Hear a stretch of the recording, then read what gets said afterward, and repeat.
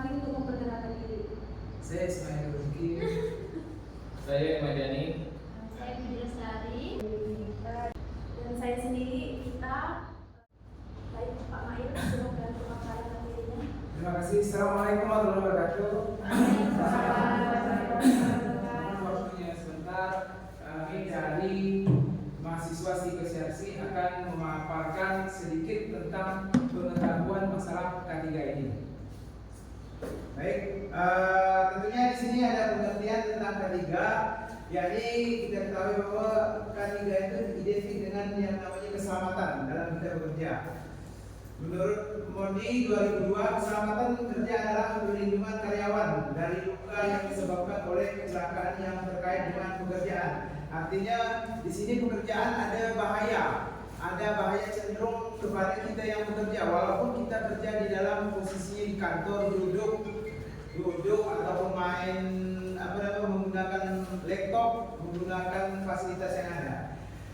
Resiko keselamatan merupakan aspek-aspek dari lingkungan kerja yang dapat menyebabkan kebakaran, ketakutan aliran listrik, terpotong, luka memar, kesleo, patah tulang, kerugian alat tubuh, penglihatan dan pendengaran. Tentunya kita di sini Puskesmas Batang yang cenderung kita lakukan, yakni biasanya itu kita menghadapi yang namanya komputer. Komputer itu kan identik dengan biasanya ponsel ya Pak ya, ponsel, kebakaran, bisa terjadi kebakaran. Tentunya kalau audien sini sudah sampai terkena api, kemungkinan kulit bisa berlaku, bisa yang hitam bisa jadi putih ya Pak. Lanjut, jadi di sini tujuan keselamatan kesehatan kerja yang pertama mencegah terjadinya kecelakaan kerja, mencegah timbulnya penyakit akibat suatu pekerjaan, mencegah dan mengurangi kematian, dan mencegah mengurangi cacat dan mengamankan material konstruksi, pemakaian, pemeliharaan, pembangunan alat-alat kerja. Tentunya di sini ada mesin-mesin instalasi yang lainnya. Yang selanjutnya meningkatkan produktivitas kerja tanpa memeras tenaga kerja dan menjamin kehidupan produktifnya. Terus selanjutnya mencegah pemborosan tenaga kerja, modal alat dan sumber produksi lainnya. Dan yang kedelapan menjamin tempat kerja yang sehat, bersih, nyaman, dan sehingga dapat menimbulkan kegembiraan semangat kerja. Memperlancar peningkatan dan mengamankan produksi industri serta pembangunan. Terus nanti Pak ya, di sini ada tujuan. Terus selanjutnya faktor. Ada faktor-faktor pada saat bekerja yang meningkatkan risiko cedera. Artinya di sini semua di bidang pekerjaan, baik itu di dalam kantor, di luar gedung, mungkin di Puskesmas ini banyak kita duduk beraktivitas, itu pasti sangat erat kaitannya dengan masalah faktor-faktor yang meningkatkan risiko cedera kerja. Yang pertama yakni postur dan penggerak saat bekerja. Bisa-bisa orang yang seandainya memang duduk lama, posisi tubuhnya mungkin ada mengalami yang namanya tulang ya. Ada tulang, misalnya bisa jadi kalau pekerja yang udah 20 tahun ataupun di atas 20 tahun, mungkin posisi duduknya tetap mengalami yang namanya risiko kalau dia ibarat kata itu ketemu dengan yang namanya laptop, duduk terus gitu. Yang selanjutnya tidak melindungi diri. Artinya ketika di sini alat-alat pelindung diri ini hubungan eratnya dengan perawat. Perawat tidak memakai handphone, seperti APD untuk kita misalnya keselamatan kerja itulah. Yang selanjutnya bahan kerja yang digunakan saat bekerja juga dapat berkontribusi meningkatkan risiko cedera bagi para pekerja. Nah, di sini bahan-bahannya kemungkinan bisa jadi kalau perawat itu bisa terkena gunting, misalnya begitu heading, tahu-tahu salah potong, bukan malahan benang yang digunting, tahu-tahu terkena tangannya gitu Pak. Itu resiko.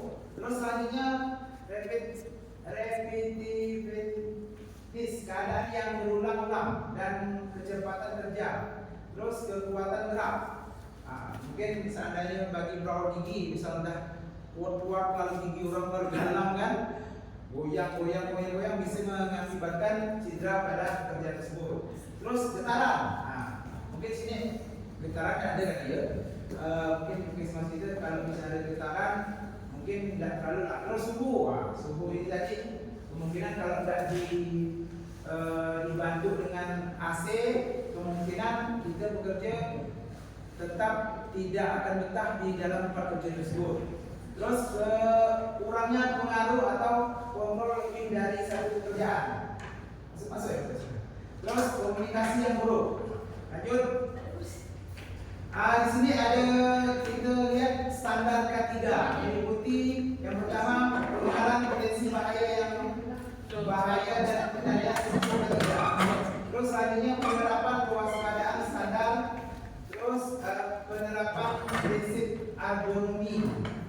Yang keempat pemeriksaan kesehatan berkala, pemberian imunisasi, kebudayaan PHBS, dan pengelolaan sarana dan prasarana dari aspek K3 tersebut. Terus pengelolaan peralatan medis dari aspek K3, kesiapsiagaan menghadapi kondisi darurat atau bencana termasuk kebakaran. Terus pengelolaan B3 dan limbah-limbah, ini kaitannya dengan casting ya. B3 dan limbah-limbah tadi. Terus yang terakhir pengelolaan limbah domestik. Selanjutnya di sini ada penerapan kewaspadaan standar. Penerapan kewaspadaan standar merupakan upaya pencegahan terhadap penularan infeksi dan paparan bahan kimia dalam perawatan pasien pasca Yankes dan dilaksanakan sesuai dengan Permenkes tahun 2017 tentang pedoman PPI. Terus di sini kewaspadaan standar, kewaspadaan lapis pertama. Yang pertama tentunya kebersihan tangan, yang kedua penggunaan APD, yang ketiga izin respirasi, etika batuk dan bersin, yang keempat dekontaminasi perawatan pasien, yang kelima pengelolaan limbah, yang keenam pengendalian lingkungan, yang ketujuh penata laksanaan linen, yang kedelapan perlindungan kesehatan petugas, yang kesembilan penempatan pasien, yang kesepuluh praktik menyuntik yang aman, yang kesebelas praktik lumbal fungsi yang aman. Lanjut. Di sini ada penerapan prinsip ergonomi. Satu, penanganan beban manual, heading. Terus yang kedua mungkin kita jelaskan ini postur kerja. Terus cara kerja dengan gerakan berulang, shift kerja, durasi kerja, tata letak ruang kerja. Mungkin kita bahas sedikit tentang masalah postur kerja. Mungkin di sini bisa contohkan mungkin posisi orang melahirkan misalnya pada bidan. Pada bidan itu kan mungkin posisinya cara dia membantu persalinan mungkin seandainya dia berdiri mungkin bisa posisinya dia di atas kursi duduk membantu persalinan. Itu dilihat dari postur kerja. Terus cara kerja dengan gerak berulang. Artinya misalnya seandainya memang ada jahitan misalnya pasien itu dengan posisinya tidak bisa diposisikan misalnya kita berdiri harus begini tidak bisa gitu baik. Jadi itu posisi berulang bisa mengakibatkan kecelakaan kerja itu tadi. Terus shift kerja, ini identik dengan yang sering pikir malam, pikir sore ini kan sore malam itu berpengaruh juga dengan penerapan prinsip ergonomi. Terus durasi kerja, mungkin dari masuk yang shift malam ini mungkin kalau pagi mungkin biasa ya jam 7 sampai jam 2. Terus yang biasa kita ketahui puskesmas kita Teluk Bakar ini waktu kerja itu bagi shift sore malam itu yang lebih berpengaruh dengan ergonomi ini tadi. Mungkin ada semacam apa namanya kalau misalnya bicara kejenuhan pasti jenuh namanya pikir sore malam itu tetap jenuh. Tapi karena pekerjaan ini memang kita bidangin sendiri. Terus tata laksana ruang kerja, mungkin ruangannya sempit, ruangannya tidak bisa tadi kan ada hubungannya dengan panas gitu, panas, sumpek, kotor, itu lebih berhubungan erat dengan yang namanya ergonomi. Lanjut, di sini cara kerja dengan gerakan berulang. Ini tadi dia seperti kita ketahui bahwa pekerjaan manual jadi yang dilakukan lebih dari 12 kali per menit dengan bebas dengan beban 5 kilo. Misalnya bagi kawan-kawan yang bekerja di bidang misalnya kebersihan itu ulang itu kan ulang mungkin kalau sebulan atau 2 bulan, tapi kalau udah bertahun-tahun ini bisa dikaitkan dengan kategori tadi. Yang kedua, pekerjaan yang dilakukan dengan menggunakan pergelangan tangan dan jari. Nah, misalnya yang tadi itu bagian administrasi. Kita ketahui bahwa yang ketemu dengan setiap hari komputer, kita bisa greeting tangannya bang Ali ya. Nah, terus untuk mengurangi gerakan berulang dapat diatasi dengan merancang kembali cara prosedur kerja yang lebih efektif, meningkatkan waktu jeda antara aktivitas pengulangan atau mengganti dengan pekerjaan lain. Misalnya kalau misalnya bagi kawan yang bergerak di bidang cleaning service, mungkin pengambilannya biasanya yang kecil diganti yang lebih besar, jadi jangkauannya lebih luas. Jadi ayunannya mungkin tidak lebih cepat banyak gitu bang. Kalau yang kecil kan pengambilan yang mungkin segini mungkin malah gini terus kan, bukan kecil ruangan kita puskesmas ini. Tapi kalau misalnya biasa kan ke mall lihat apa namanya pengambilan itu ada yang hampir semeter tuh. Jadi begitu digerakkan sekali jangkauannya luas. Jadi itu bagi pekerja yang berada di puskesmas bagian cleaning service. Lanjut, di sini ada pemeriksaan kesehatan berkala. Ini harus kita lakukan. Kebanyakan di warga itu membersihkan puskesmas, artinya di sini ada encok, ya. Encok misalnya ada bagi kawan yang harus diperiksakan ini bagi yang lama menghadapi komputer. Jadi harus diperiksakan. Yang pertama yakni pemeriksaan kesehatan bagi Paskeyankes yang bertujuan yang pertama menilai status kesehatan, penemuan dini kasus penyakit, menentukan kelayakan bekerja, fit to work. Terus selanjutnya pemeriksaan kesehatan berkala dilakukan minimal 1 kali setahun dengan memperhatikan risiko pekerja. Tadi kan yang kemarin kita pernah lakukan pemeriksaan dari mana kemarin yang ambil hasil itu, yang dari lab ya, yang pemeriksaan itu. Itu salah satu yang boleh kita lakukan, pemeriksaan berkala begini setahun kimia farma. Setahun berapa kali bisa kita lakukan. Terus penentuan parameter jenis pemeriksaan kesehatan berkala sesuai dengan jenis pekerja, potensi risiko gangguan kesehatan akibat kerja dan lingkungan kerja.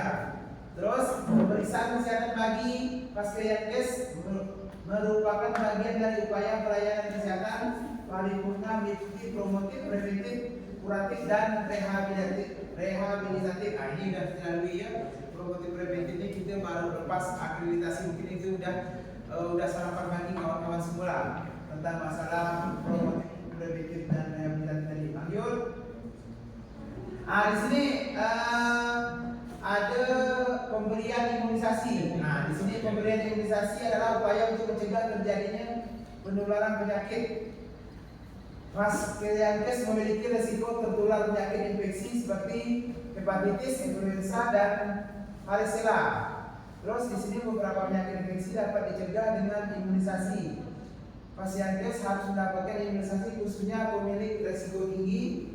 Pemberian imunisasi diprioritaskan untuk imunisasi COVID-19, hepatitis B karena tingginya risiko penularan SDM Paskeyankes. Di sini ada kesiapsiagaan menghadapi kondisi darurat atau bencana. Mungkin waktu kemarin kalau tidak salah di akreditasi itu ada yang disampaikan bicara tentang bencana ini tadi kan. Jadi kita sedikit ulangi lah ya. Kesiapsiagaan menghadapi keadaan bencana.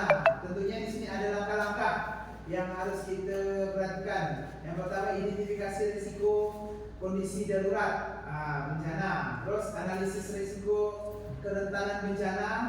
Terus pengendalian kondisi darurat bencana, membentuk tim tanggap darurat bencana, menyusun juknis SOP tanggap darurat bencana, menyediakan alat dan sarana dan prasarana, terus menilai kesesuaian penetapan kemudahan untuk mendapatkan alat.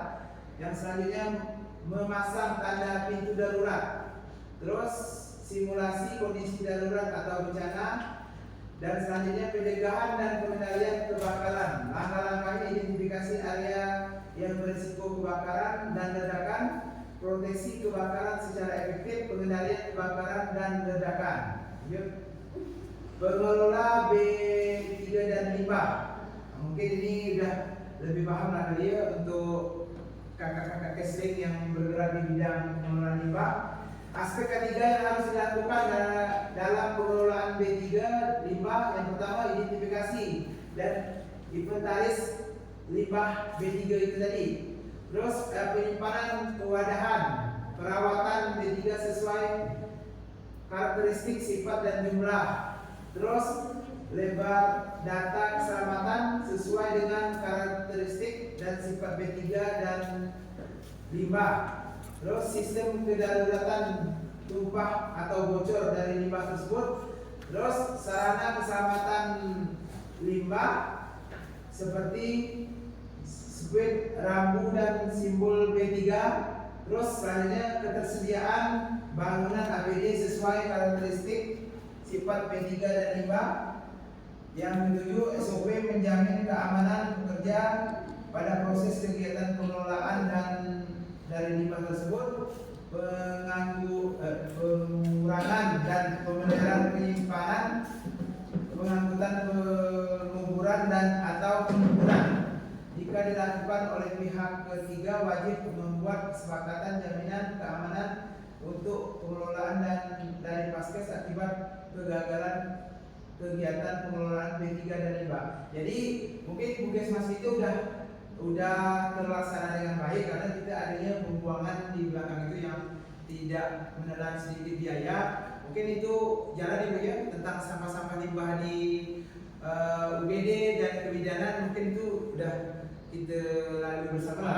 Aman-aman ya Bu ya, aman. Lanjut.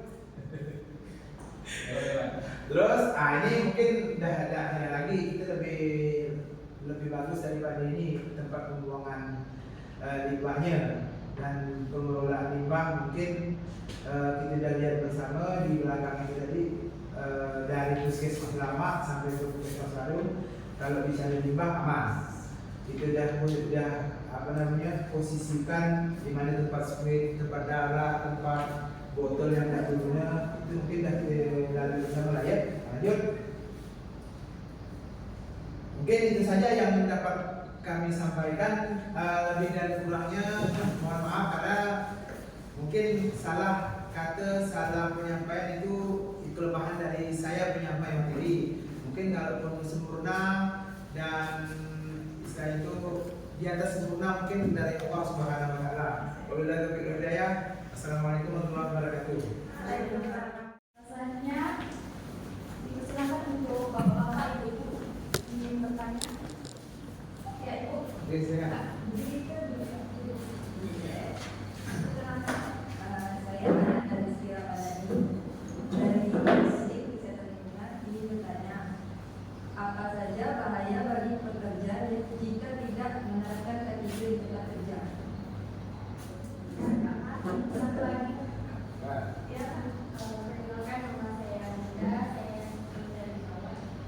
Bertanya, bagi tempat kerja yang tidak menerapkan juga bagaimana? Tapi tempat yang tidak menerapkan. Baik, terima kasih. Silakan Pak. Ini kan bahaya, tentunya kita tidak, yang namanya K3 ini kita tidak mentaati yang namanya K3 ini. Sangat antusias sekali para pekerja itu. Yang pertama perawat, otomatis dia tidak menggunakan APD itu tadi dan tidak melaksanakan K3 itu, dia bisa terkontaminasi dengan yang namanya penyakit bawaan dari pasien. Contohnya misalnya seandainya pasien tersebut mengalami yang namanya penderita HIV/AIDS misalnya. Dia kalau misalnya kita tidak menggunakan handphone, tidak menggunakan APD, tidak boleh dikatakan tidak mentaati yang namanya K3, mungkin dia akan terpapar yang namanya virus tersebut, tempat kita bekerja itu akan negatif dipandang oleh masyarakat setempat. Mungkin itu saja jawaban dari kami. Terima kasih. Tanya dua Om Air, bagi tempat kerja yang tidak menerapkan K3 bagaimana? Ini kan pertanyaannya nama KTP bagi tempat kerja yang tidak menerapkan ketiga.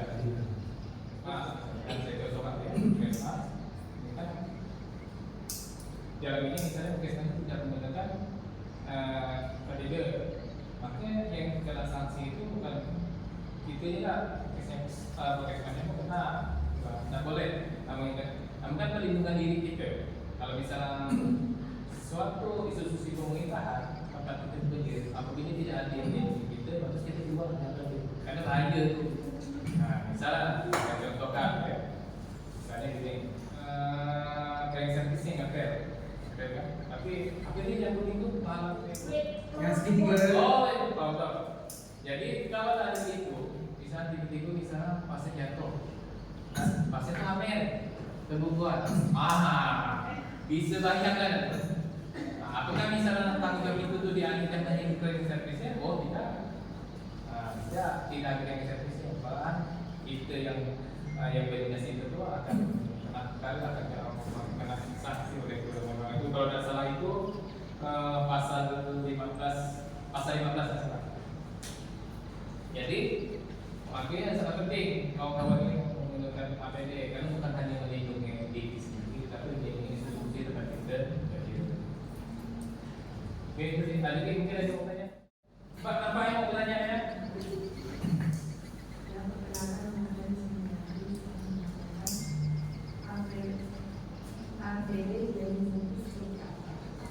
Nah ini sebelum dia menggunakan APD.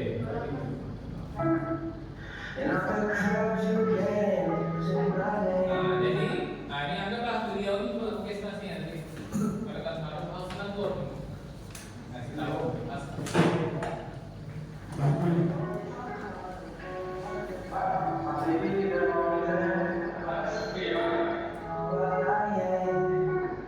Bayangkanlah bapak ini orang ya. Dia jalan kok. Kebukuan itu. Langsung lawan. Ini kali itu ya BD. Itu muncul kalau pasien no. Ini yang ditanya kawan nih, APD Franklin TC. Pertama, masker yang keluar. Aku masker yang kita gosokkan tuh foto bau enak, belum di bau racun, bau kalau nggak mau bisa kan gosokkan WC. Ini yang saya lupa nih, kacamata ini biasa kawan-kawan lawa-lawa tuh, dia ini kalau kalau pakai ini masih termasuk debu, berarti udah semangat. Ada mas apa misalnya mau saya kemarin kan, kalau tidak pakai ini, berapa debu yang dibawa dengan peru. Jadi, nama mana ini yang saya coba. Semangat. Nanti jangan itu. Ini dan ini kita sentuh foto masuk ke buku. Lupa ikan, cari cuci tangan, saya bebas. Ini nih.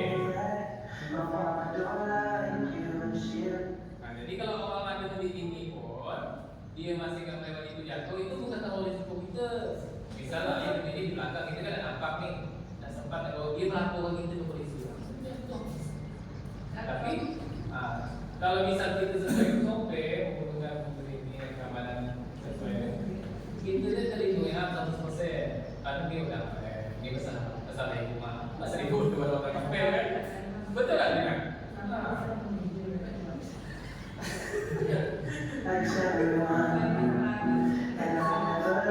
Ini penting pak, betul nih. Jadi kalau pakai gratis, bakal diterapkan terus selanjutnya setelah kacamata sama saya ada seperti itu.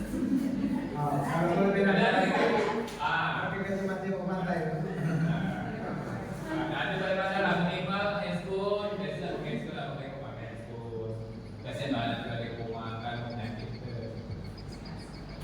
takut nanti pegang-pegang tubuhnya ya. Jadi itu malah nggak bisa buat.